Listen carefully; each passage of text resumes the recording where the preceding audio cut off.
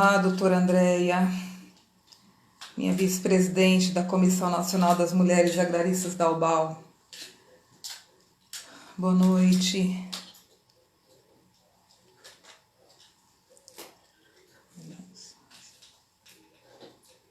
Elô.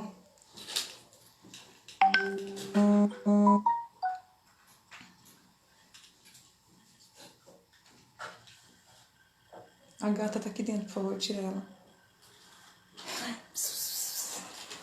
Olá, doutor Evandro, já entrou. Vou convidá-lo aqui.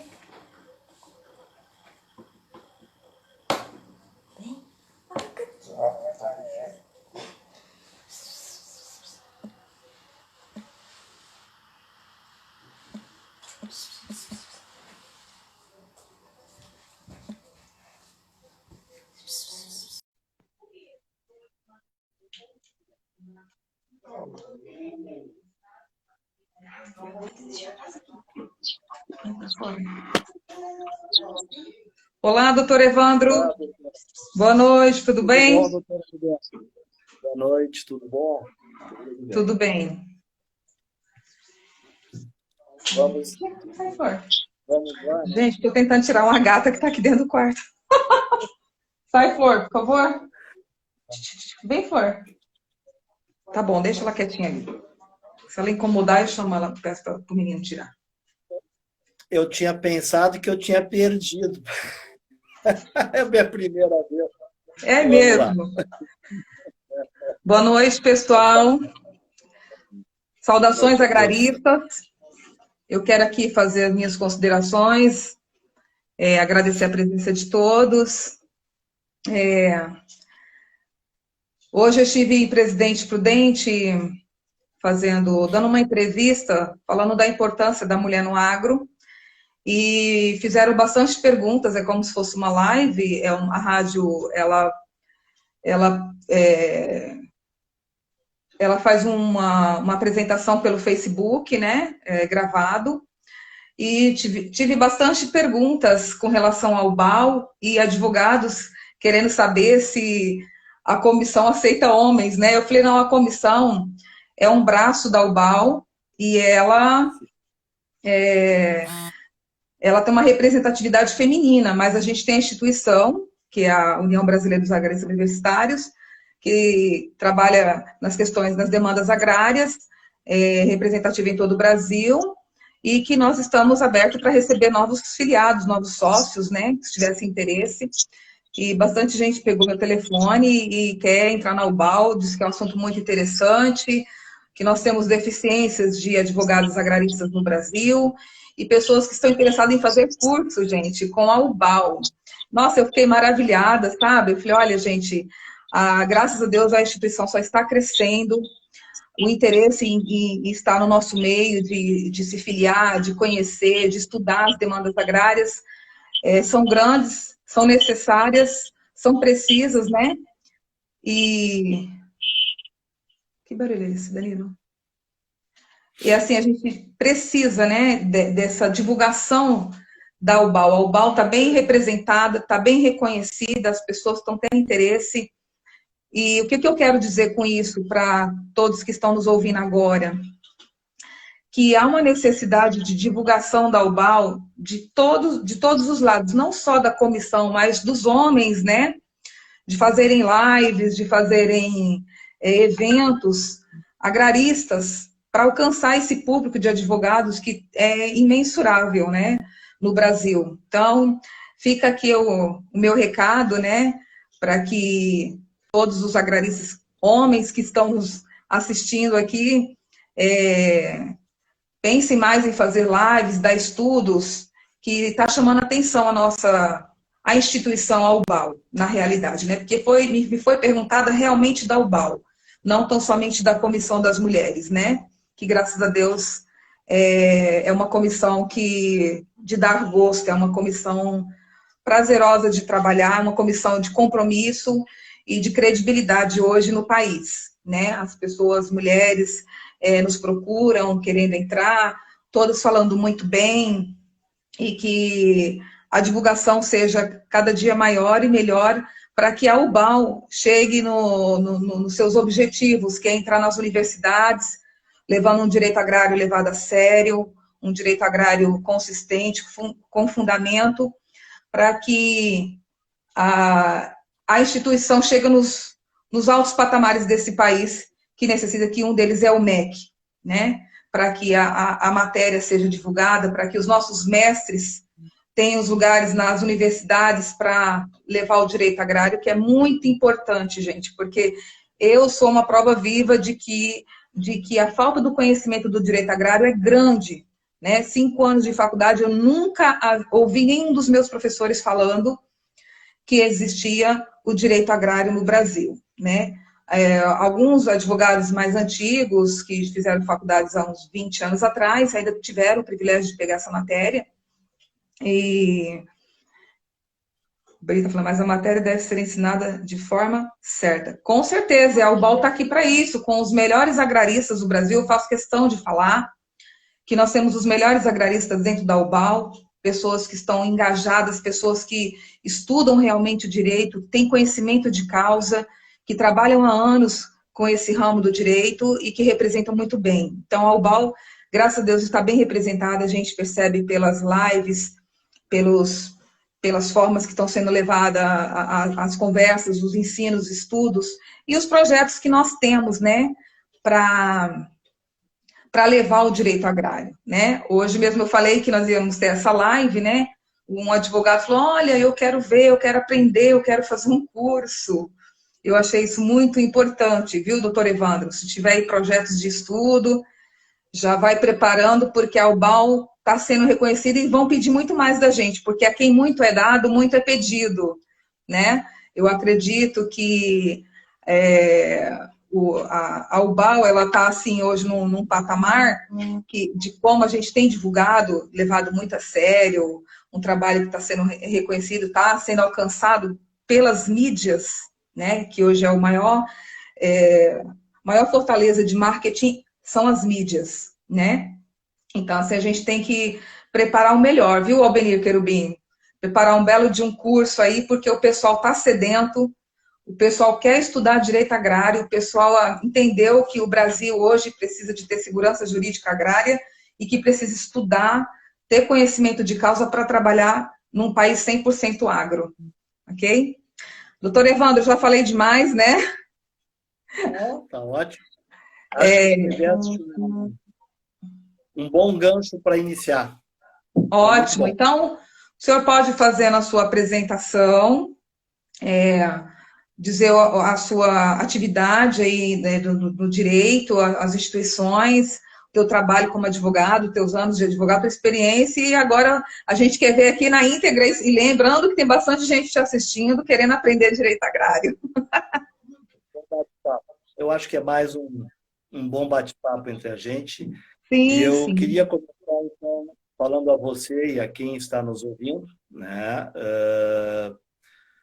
Estou muito honrado com o convite, sou um membro fundador da UBAL, e, casualmente, a UBAL, a sede jurídica é no meu escritório, né?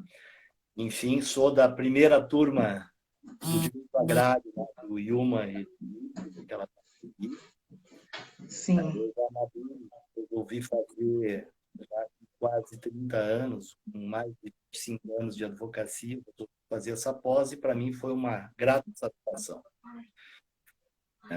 E hoje, a liderança aí, das mulheres há 2 dias, e vivamente impressionado, feliz de te conhecer por live. Vamos nos conhecer pessoalmente. Se Deus muito quiser. Prazeroso, muito gratificante. Né? E eu gostaria, então, antes de mais um bate-papo, né? Eu gostaria de fazer algumas considerações que eu acho importante para quem justamente das pessoas, já que tu falas e muita gente quer saber da UBAL, né? Então, eu acho que é um dever de ofício e eu faço com prazer, né? Primeiro, eu gostaria de falar que a UBAL nasceu neste curso, então, de Direito Agrário, primeira especialização no Rio Grande do Sul, sob a liderança do Dr. Albenir Cherubini e do professor Zibete. Dr. Zibete, tá? Amigos, se tornaram amigos, não conhecia, se tornaram amigos, já são 6 anos, foi 14, se não me engano, 13, 14. Eu, então, estava com uns 52 anos de idade. Hoje já estou quase, né, quando os conheci. E essa ideia trazida pelo Dr. Zibete no curso frutificou entre todos nós e acabamos fundando, então, a União Brasileira dos Agraristas Universitários, criada no Brasil por inspiração do Zibete e do Dr. Albenir, que montou o curso, né, que é um íntimo amigo também, e o Dr. Zibete. E graças à liderança deles e ao impulsionamento deles, a entidade, creio que vem tomando força. Agora com vocês, então, uma força incrível, né? Eu lhe falei esses dias, sem as mulheres não tem como, né? Ao contrário. Isso é muito gratificante. Isso é muito gratificante. Tá? Eu acredito, doutor, Então, que as mulheres têm impulsionado o agronegócio, o direito agrário, todos os segmentos do agro, porque a mulher tem um requisito muito forte. A mulher é curiosa, é de nós a curiosidade. Então, a gente, quando quer saber ou aprender ou fazer alguma coisa, a gente especula até conseguir. Essa é uma vantagem que acho que nós temos um pouquinho em relação aos homens. Os homens, eles são focados mais naquilo e eles, às vezes, se estagnam, né, nessa situação. E nós não, nós queremos mostrar trabalho que nós também conseguimos e acabamos sendo um pouco mais curiosa e estamos fazendo esse trabalho bonito, né? Mas sempre a mulher ao lado do homem, granjeando com os dons, com os talentos e fazendo um trabalho para um todo, né? Para o bem de todos. Isso até é bíblico, né? É a costela e da costela. Na realidade, é 2 em 1, que é um no só, que é o ser humano. Sim. Isso é, na verdade. Então, Sim. eu gostaria primeiro de deixar esse agradecimento, tá? E dizer, o doutor Zibete é uma referência, tu bem sabes, foi o primeiro procurador do INCRA no Rio Grande do Sul, e eu quero deixar isso registrado. É uma referência nossa. O doutor Cherubini também, né? E todos os outros integrantes da UBAL, aos quais tu te somaste, né? Então, a UBAL nasceu com esse intuito e, na verdade, o que eu vejo, Roberto, é que a necessidade que tu colocaste, a necessidade de profissionais do direito agrário cada vez mais. E isso tem razão de ser. Não é à toa que isso se estabelece. Veja bem, em 2014, o Estatuto da Terra completava 50 anos. Tá? Eu gostaria de contextualizar, eu escrevi um artigo, tá um pequeno panegírico, como se diz, né, em homenagem aos 50 anos do Estatuto da Terra, e eu estava vendo isso hoje para contextualizar o pessoal. Lá em 2013 e 2014, eu estou lendo aqui no meu computador, se falava numa produção de grãos prevista entre 192,4 a 196,6. Apenas 5 anos se passaram, nós estamos falando em 250 milhões de grãos. Isso demonstra a força do agronegócio, isso demonstra a necessidade de se conhecer, a necessidade de se manejar os institutos do direito agrário, né? Porque tem toda uma geração que está vindo aí, né? Sim. E há necessidade disso, né? Há uma extrema necessidade disso. E diga-se de passagem, né, doutor? Diga-se de passagem que graças nós temos que dar à Embrapa por isso, porque desde que a Embrapa introduziu a tecnologia, né, a inovação aqui no Brasil, esse aumento se deu não por número de terra, mas por qualidade e quantidade de produção no mesmo território, né? Então, esse foi o diferencial todo. Isso quer dizer o quê? Que o estudo ele é fundamental para que a gente tenha uma agricultura de qualidade, isso em todos os aspectos, como eu disse no começo, do direito agrário, né? o estudo é fundamental para que a gente, além de ser celeiro, seja exemplo e com qualidade. A Embrapa, criada e liderada pelo ex-ministro Alisson Paulinelli, né, há pouco foi muito falado, foi esses dias. Eu que sou oriundo de uma região no Rio Grande do Sul pioneira no plantio direto, no cultivo do trigo e da soja, minha região é no Planalto Médio, moro em Porto Alegre há mais de 40 anos, a minha região é de Carazinho. Tive um bisavô que foi do primórdio, fez lá a Festa Nacional do Trigo na década de 50.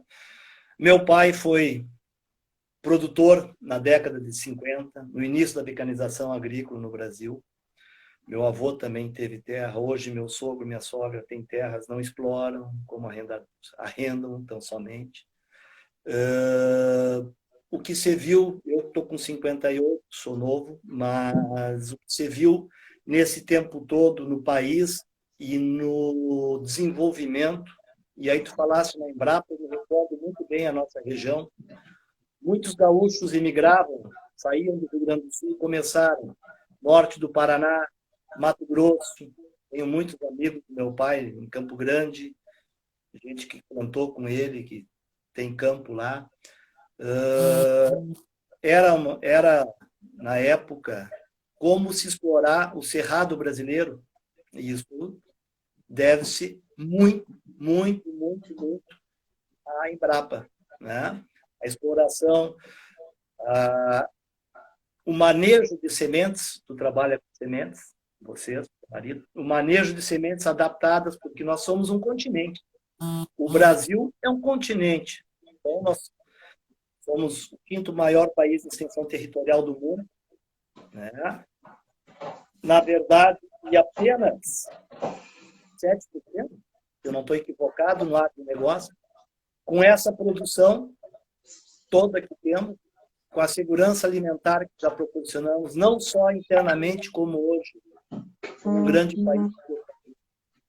A Embrapa é um dos grandes motores, um dos grandes motivos disto, com certeza, né? E aí eu gostaria de contextualizar também, Roberta, um outro aspecto. O Estatuto da Terra foi criado a partir da Emenda Constitucional número 10, e incluiu o direito agrário no país. Essa emenda foi de 9 de novembro de 64. Né? Incluiu o direito agrário e depois a promulgação do Estatuto da Terra em 30 de 11 de 64. Daí são 50, vamos a 56 anos da criação do Estatuto da Terra. Disciplinou, começou a tratar dos aspectos de regularização fundiária, o conceito que depois foi constitucionalizado de função social da terra, né? Tudo deveu-se, no meu sentido, ao que iniciou o Estatuto, já vinha nessas discussões e culminou com a criação do Estatuto da Terra, né?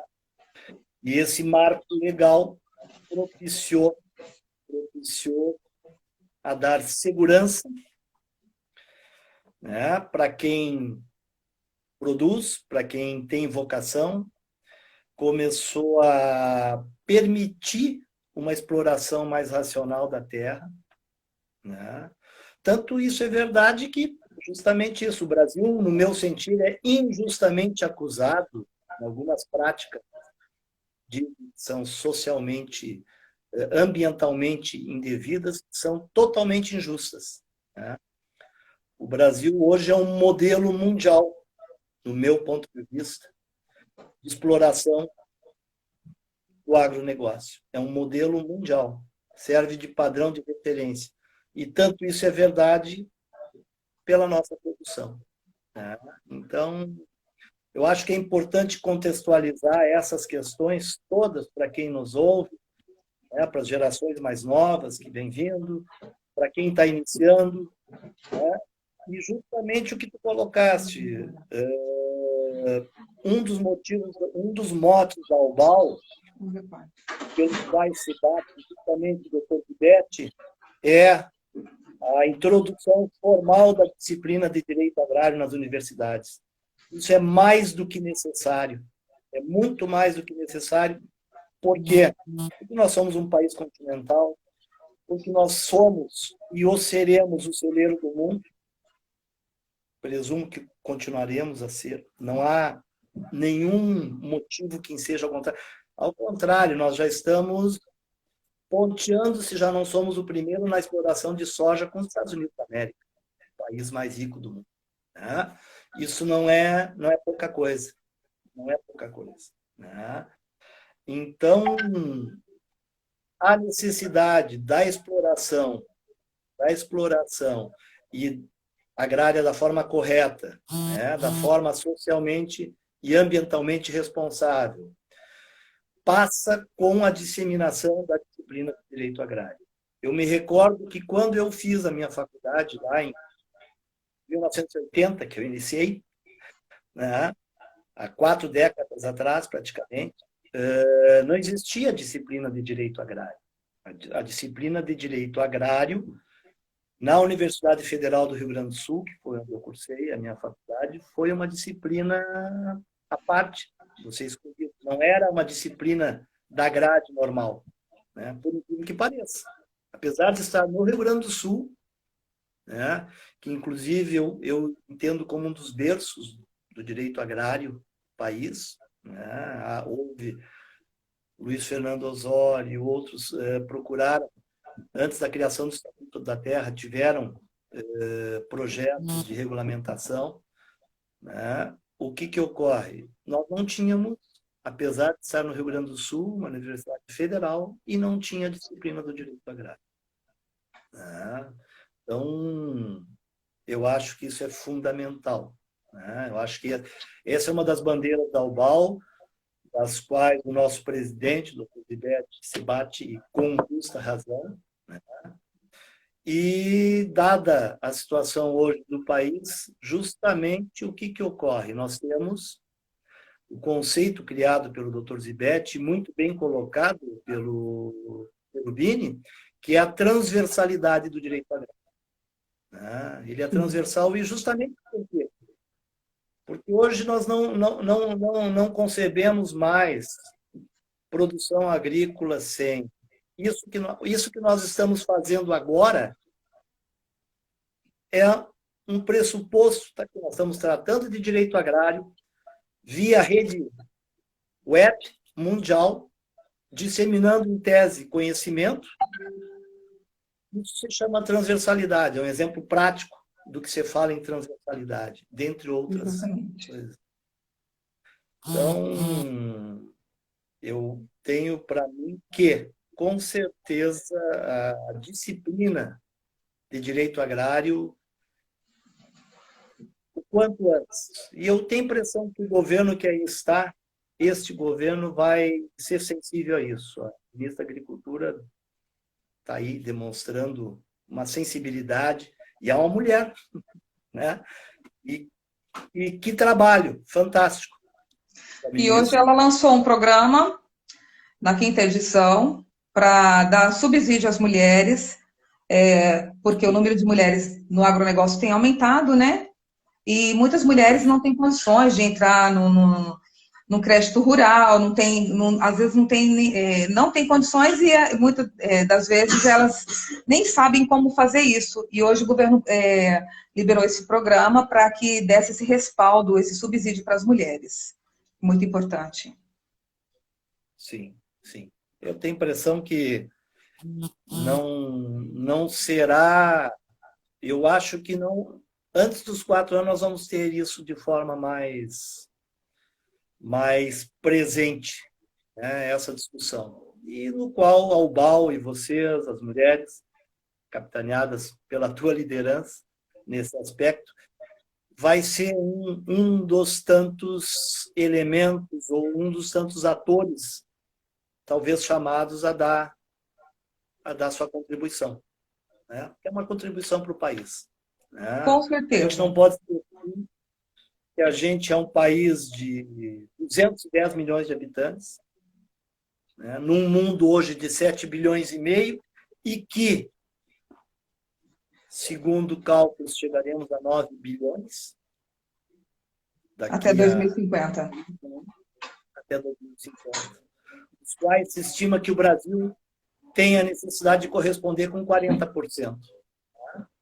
Então, não é pouca coisa, não. Não é pouco trabalho. Basta arregaçar as mangas e querer fazer. Isso, o direito Temos, tem que estar junto, né? Para que a gente sempre esteja inserido. Né? a segurança Buenos, jurídica eu ela é acho que essa primordial, né, doutor? introdução, não estou lhe ouvindo, não lhe ouvi. A segurança jurídica ela é fundamental nesse quesito, porque Não estou é ouvindo. um crescimento vasto, né, avassalador que está tendo do agronegócio, e esse agronegócio precisa ter segurança jurídica, né? Não estou conseguindo lhe ouvir. Está me ouvindo, Roberto? Estou ouvindo. Eu não consigo te ouvir. Não estou te ouvindo. Ele não está me ouvindo. Será que só eu não consigo te ouvir? Ué, Oi, você está me ouvindo agora? deixa eu ver. Eu não mexi aqui. Não? Não sei Você se não está me outros... ouvindo? Ó, o Albenir está dizendo, segue o baile. Então vamos seguir o baile. Eu não Eu te estou te ouço, ouvindo, mas doutor. tudo bem. Ó, a Andréia Oliveira diz que está ouvindo, não sei quem é que está ouvindo. Ah, eles estão te ouvindo, eu é que não estou te ouvindo. Mas então, Você está me ouvindo vamos em agora? frente. Tem. Bem, é que eu não sei como tu tá me monitorando, eu não consigo te ouvir, né? Vamos tratar um pouquinho, então, de alguma coisa de contratos? Não sei se tu queres tratar sobre isso. Eu gostaria de conseguir te ouvir, né?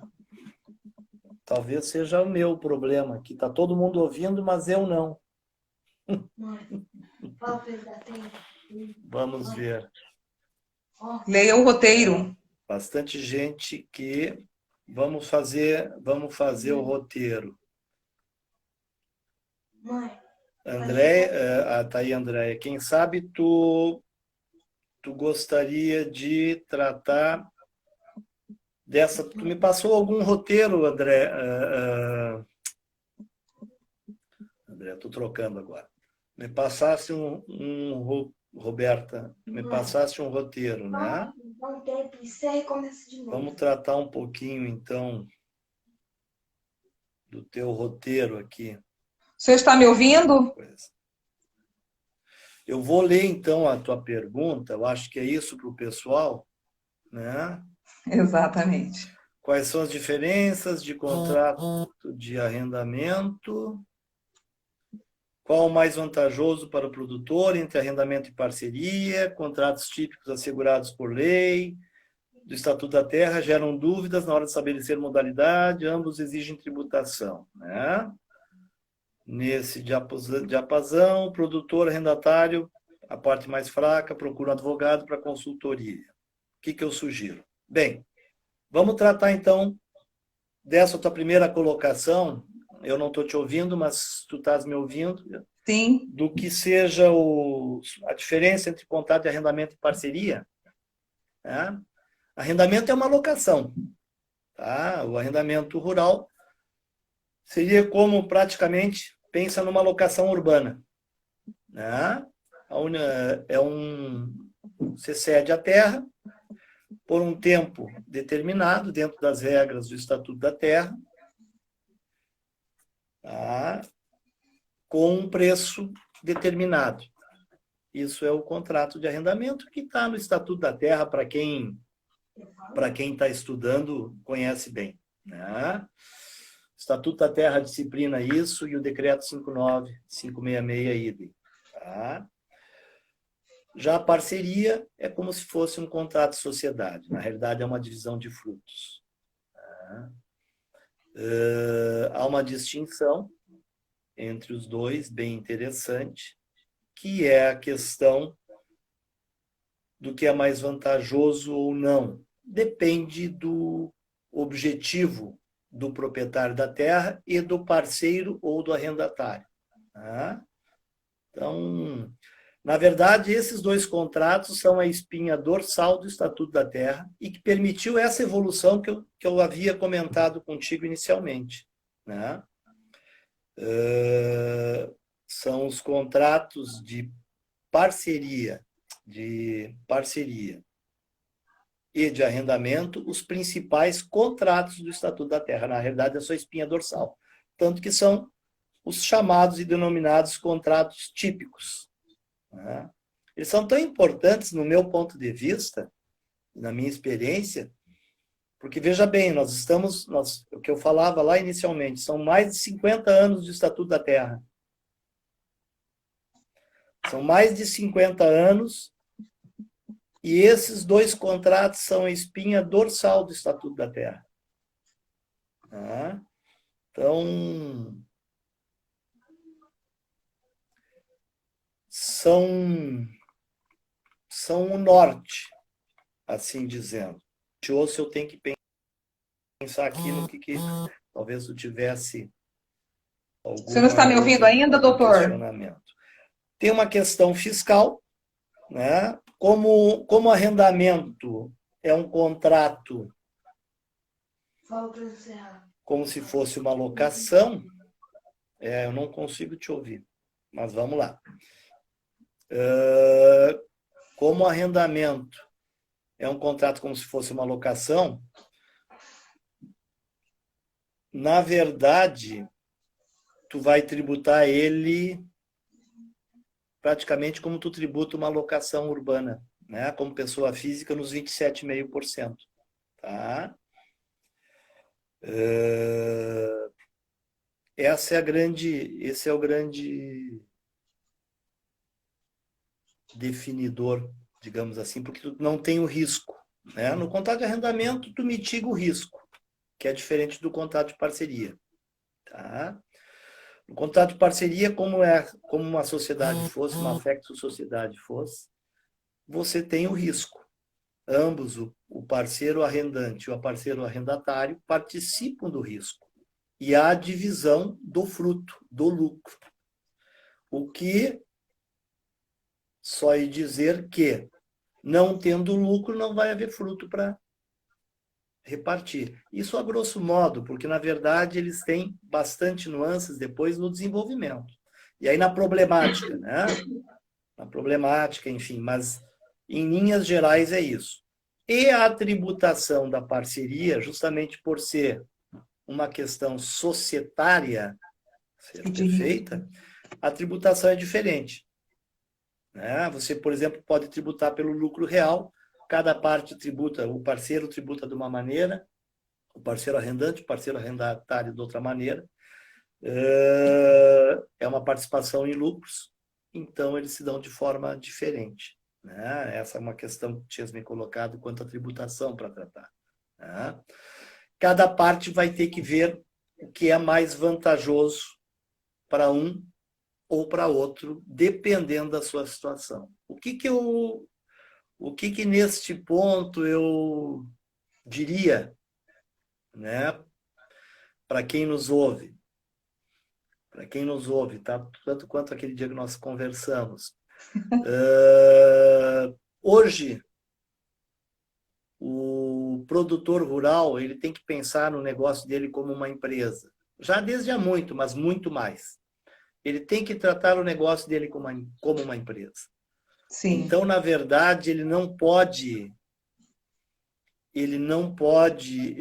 deve, não é que não pode, né? Não pode é impositivo, não deve, no meu ponto de vista, dispensar um contador e um advogado.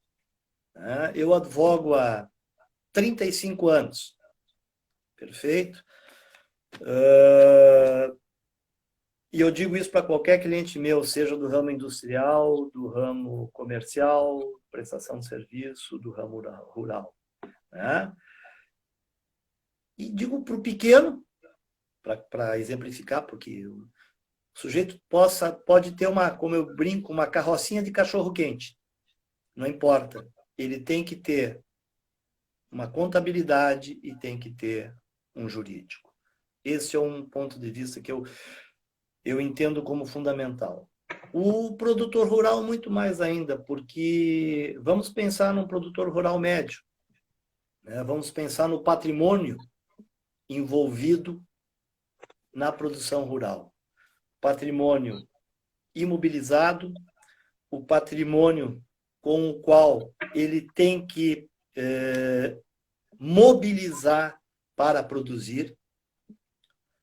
A gente sempre parte de 1 milhão para cima, né? Não se pensa o contrário. Então, partindo desse pressuposto, não dá para ser leviano, né? Não dá para ser leviano na condução do seu negócio. Você precisa de uma consultoria jurídica e uma consultoria contábil, um contador e o melhor ainda, no meu sentir, é que ambos se falem, o que às vezes não acontece, o que é muito ruim. Essa é uma orientação que eu deixo, se alguém que não é colega esteja nos ouvindo, que faça, é importante para o cliente, para o produtor rural, que o contador e o advogado conversem entre si. É fundamental. Eu diria que é fundamental. Até porque a questão contábil, ela muda. A questão fiscal, vamos colocar assim, ela muda bastante num país como o nosso. Estamos aí com uma reforma tributária vindo, que a gente não sabe muito bem o que vai ser, né? Então, nesse aspecto, né? O que alguém está colocando ali? Simulada para isso também. Parceria simulada é óbvio. Parceria simulada é uma fraude, né? E muita gente, alguém colocou aqui, não sei se fosse tu, Roberto, né? A parceria simulada, perfeito. A parceria simulada é uma fraude, perfeito? É uma maneira de fraudar. Eu não aconselho ninguém, nunca aconselhei, né? Ou seja,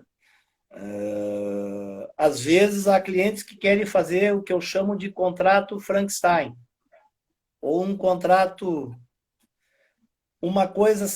Eu tenho um nome muito engraçado que eu uso às vezes, né?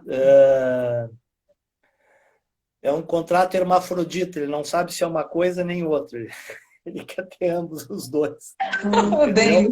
E na realidade a legislação assim não permite, né? A legislação não permite e é um risco, né? No meu ponto de vista, cabe ao advogado orientar o cliente para não fazer isso, né? Vai de cada profissional nesse aspecto, né?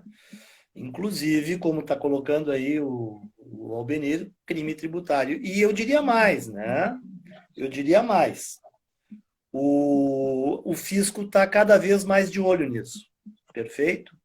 Cada vez, já vamos tratar do comodato, Albenir. O fisco está cada vez mais de olho neste aspecto. Tá?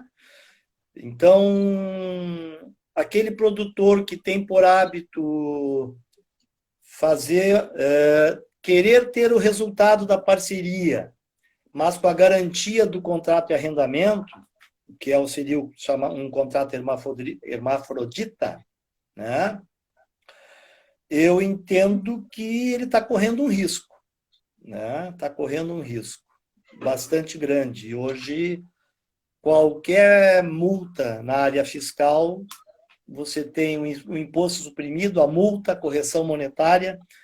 Então, daqui a pouco você tinha que pagar 50%, logo a multa de 150%. O que era uma coisa pequena, daqui a pouco fica algo insustentável, é rapidinho, né? Eu nunca oriento ninguém a fazer isso, né? Ao contrário, né?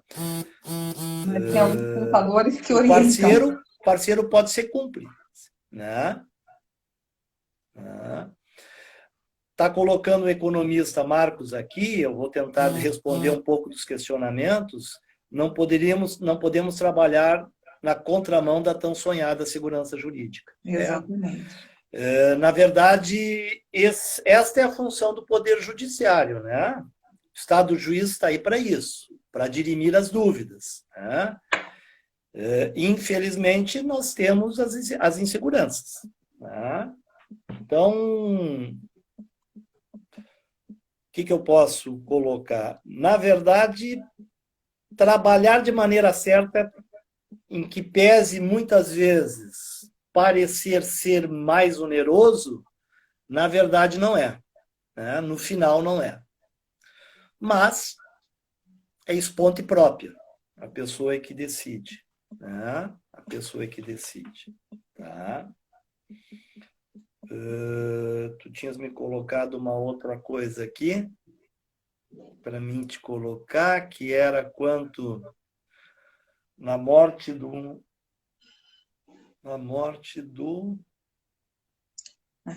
arrendador, a morte do arrendador não extingue o contrato, perfeito? Os herdeiros podem continuar, ou eles pedem para uso próprio, ou, na verdade, eles vão tratar, né? Se eles podem continuar arrendando, os herdeiros do arrendador, não tem problema nenhum. O que extingue contrato é o inadimplemento, em tese, né? Do arrendatário. Mas é uma questão que vão tratar, né? Porque a falta de pagamento é uma forma de inexecução contratual, ela extingue, né? Mas notifica, entra com todo aquele contexto, perfeito? No caso, não é... Né? Vamos ver o que mais aqui. Gente, é uma pena ele não está podendo me ouvir, porque nós tínhamos um O estudo de Albenir caso está aqui querendo que muito eu fale do legal, que eu comodato. aprendi na pós com o Albenir, Comodato, e íamos oi, passar para o eu não te pessoal. ouço. Não consigo te ouvir, Roberta, infelizmente. Acho que tem algum spy aí que está nos cortando a nossa voz, que eu não consigo te ouvir. Mas quanto ao comodato, tá? Que é o meu trabalho de conclusão no curso ali, né? Vamos tratar um pouquinho de comodato, então. Comodato é um contrato gratuito, intuito personae. Né? Essa é a natureza do contrato de comodato, que é um dos institutos mais antigos, na verdade. É um dos institutos mais antigos na área contratual. Né? Vem do direito romano. É um instituto antiquíssimo.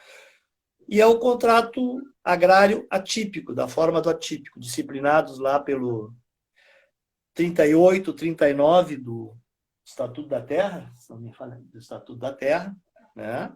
E o 88, que manda ir para o Código Civil. Tá? A diferença entre ele, então, ele não tem previsão expressa no Estatuto da Terra, né?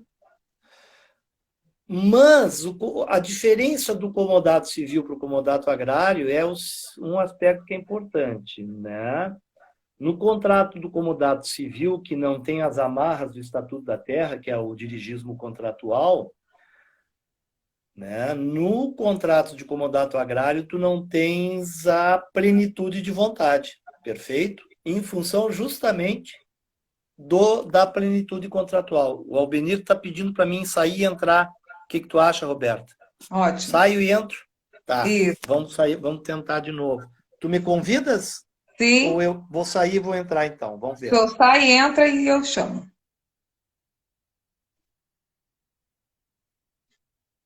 Vamos chamá-lo novamente.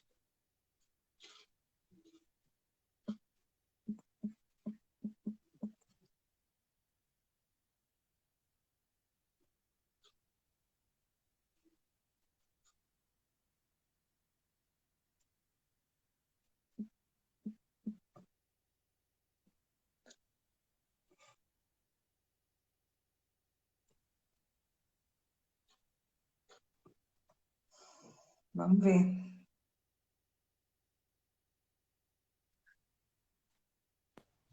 Oi. Funcionou, Roberto? Eu estou te ouvindo. Eu também estou te ouvindo. Está me ouvindo? Tá, agora estou. Tá. Beleza. Viu? Foi uma pena ter acontecido. Deveríamos ter arrumado, né? Porque eu estava dizendo aqui para o pessoal, nós fizemos um estudo de case aqui. Fizemos Diz um pro estudo de case. pessoal que nos ouve, se tem algum ainda, pessoal que nos ouve, acredita a minha falha, tá? Acredita a Tranquilo. minha falha. É aquilo que eu te falei, como eu não tenho a minha assistente mor, que é minha filha de 20 anos do meu lado, então é a primeira, eu tô. Mas eu não sei se eu consegui desenvolver um pouquinho do que tu tinhas me solicitado, né? Eu estava entrando no comodato ali, falamos rapidamente. É que eu fiz as Foi bom. questões como produtora rural, as minhas dúvidas como produtora rural, né? Eu acredito que de muitos produtores rurais, a questão do contrato de arrendamento e a questão do contrato de comodato, a gente sabe um pouquinho da diferença entre eles, pela questão do que o contrato de arrendamento, ele já tem toda uma legislação, o contrato também de parceria tem, porém ele tem o risco, né? E muitas pessoas fazem, eu vejo isso acontecer muito aqui na minha região, a questão do contrato de comodato, o contrato de parceria, para se eximir da tributação, que é um contrato simulado na realidade, no qual o arrendatário paga da mesma forma como se fosse um contrato de arrendamento e simuladamente para não pagar aquele tributo. Aí a questão era, o que gera é um crime tributário e como responde um produtor rural no caso desse, no caso os dois, né, porque eles são coniventes com o contrato. Responde como sonegação, né? Multa, processo, multa 150%, mais correção. Então, na verdade, vai longe. Mas não é privilégio da tua região, não. Isso é no Brasil inteiro. Sim, Na verdade, o Estatuto da Terra, olha só, meu ponto de vista, né? Isso até foi o Dr. Wellington, que talvez o filho dele esteja nos ouvindo, que foi o nosso professor, também trata disso, a gente tratou disso no curso. A legislação do Estatuto da Terra prevê o pagamento sob o intuito de proteger o pequeno, que era uma circunstância de 55 anos atrás. Isso mudou um pouco, né? Na verdade, hoje, na época em que criado o Estatuto da Terra, você tinha grandes propriedades. Hoje, na verdade, pelo menos aqui no Sul, a reforma agrária ela se deu ao natural, ela se dá pela sucessão ao natural. Você não tem uma quantidade muito grande de grandes propriedades. Perfeito? Ela se dá ao natural, na sucessão. É muito comum isso. E é muito fato. E isso tem uma razão muito clara. Se você pensar, Brasil, eu sou do tempo do 90 milhões em ação para frente Brasil, salve a seleção, 1970. Veja bem, o Estatuto da Terra é de 64. Nós estamos em 2010, hoje nós somos 210 milhões de pessoas.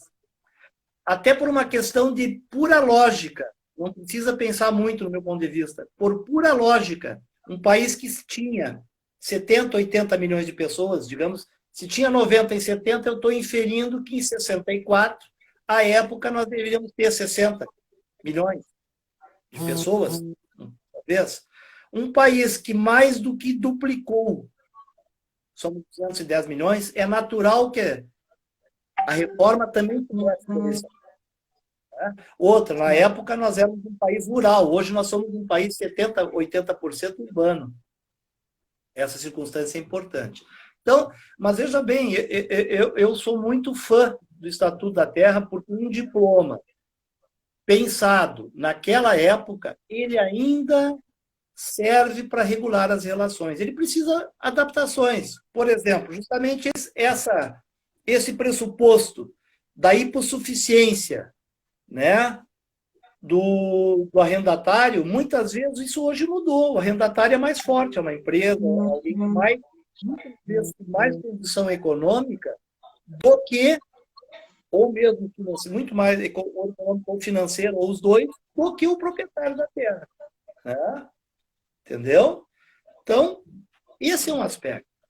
Né? Agora, ele ainda está dizendo que veio, certo? Talvez aqui, do meu ponto de vista, é regular, porque o preço, o preço não pode ser em produto, pode pagar por um produto, mas tu não pode regular, que é uma prática também errada, né? Tanto quanto a parceria falsa, perfeito? Tanto quanto a falsa parceria. Falsa Então, parceria. Doutor, né? nós só temos 5 minutos. Se alguém tiver alguma pergunta, para rapidamente o doutor estar respondendo e também já fazendo as considerações finais, porque o próprio Instagram, ele corta a live depois de 1 hora que ela já está correndo, né? Uhum. O Caso senhor falou alguém muito, tenha alguma... falou rapidamente do comodato, no qual é a sua especialidade, né? Sua tese de trabalho de conclusão de curso, e infelizmente falou muito pouco sobre. O que eu queria dizer pelo comodato é o seguinte, eu acho que isso é um mote que eu coloquei no final do meu trabalho. Eu acho que cabe a nós, agraristas, junto com os produtores, dar um melhor uso ao comodato como um instituto. Inclusive, eu conversando com o Albenir, para nós torná-los um instrumento típico de contrato agrário. Perfeito? Por quê? Porque eu acho que ele é subutilizado e ele tem muita... Inclusive, tem uma situação no Rio Grande do Sul que eu fiquei ontem sabendo através de um cliente meu, tá? Áreas em pousio por mais de 5 anos, e aí você começa a ter a natural reposição da área. Se o produtor rural, depois de 5 anos, pelo menos aqui que vem a antropomorfia para ver, quiser usar, certo? Se quiser usar, o que ocorre? Ele precisa de uma licença ambiental.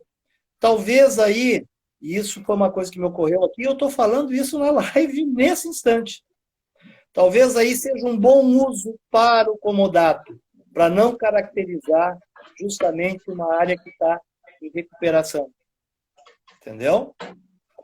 Isso tem sido... Eu tive clientes que estão sendo impedidos de usar áreas porque elas estavam há mais de 5 anos. Se tivéssemos um contrato de comodato na área, talvez aí nós conseguíssemos não ter essa situação. Mas essa é uma situação que, inclusive, eu vou colocar para o Albenir para a gente dar uma conversada. Feito, né? Inclusive, vou levar para a gente aqui até na partida, de repente. Esse é o objetivo da UBAL, né? Traçar estratégias para que haja resolução desses tipos de problema que existem no Brasil, né? Não só essas questões de contratuais, mas fundiárias e as demais, né, que pleiteiam no direito agrário, né? São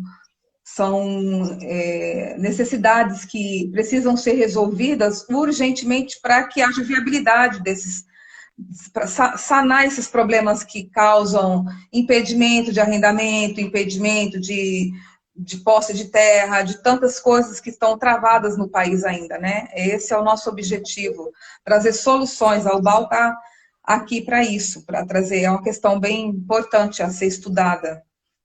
Uma coisa que não se pode esquecer, e eu estou vendo aqui uma colocação de um colega, para mim não vai dar tempo para comentar, mas uma coisa que tem que estar bem claro. Temos 1 minuto. A diferença, direito agrário, produtor rural, nós estamos tratando com um grande patrimônio, ele precisa de segurança jurídica.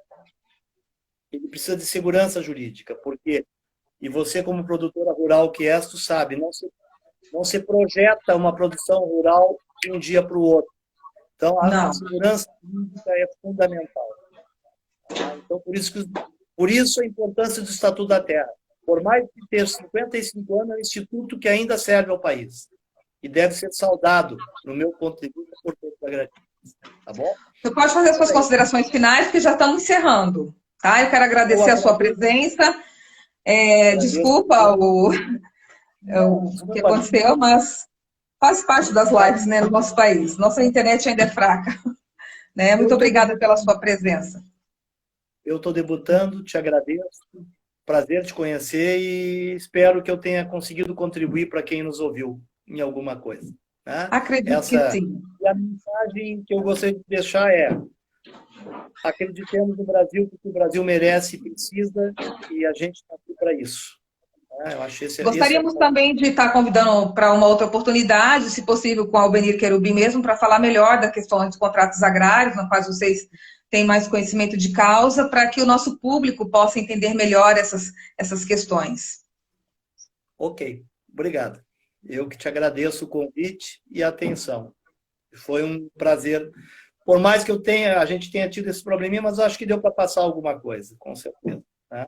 Não, eu acho que o E senhor só não me ouvia, mas o pessoal estava ouvindo perfeitamente, todos estavam ouvindo. Deu, acho que para entender o recado. deu para Né? entender. Então, o importante é o público, não é nós. A gente já sabe. Né?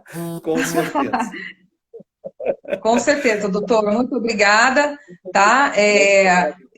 Já está feito o convite para próximo, para o Albenir Querubim, para tratar melhor do assunto de contratos agrários, que foi bem perguntado lá em Presidente Prudente hoje. Eu acho que é um assunto que precisa de mais tempo para falar um pouco com mais técnica, né? Jurídica. O pessoal paulista que nos ouviu, tomara que tenha sido bom. Perfeito. Muito obrigado. Um bom fim de semana a todos e saudações agraristas a todos. Tá? Acho que isso é importante. E vamos fortalecer o BAL. O BAL está de portas abertas. Nós teremos um congresso agrário ano que vem, com certeza. Acredito que toda essa turma que está entrando agora há de se conhecer pessoalmente lá em Porto Alegre o ano que vem, que nós teremos um mega evento lá do Direito Agrário, que eu acho que vai ficar na história da UBAL. Quem sabe eu consiga fazer um churrasco aqui no meu escritório, que é a sede da UBAL. Olha aí. Olha aí. Olha aí, pessoal. Isso aí. Um abraço. Obrigado, hein? Outro, Tchau. doutor. Agradeço a presença de todos também. Obrigado a todos também pela paciência em me ouvir. Tá bom. Imagina, doutor. Foi muito, muito bom, muito proveitoso. Boa noite. Tchau, tchau.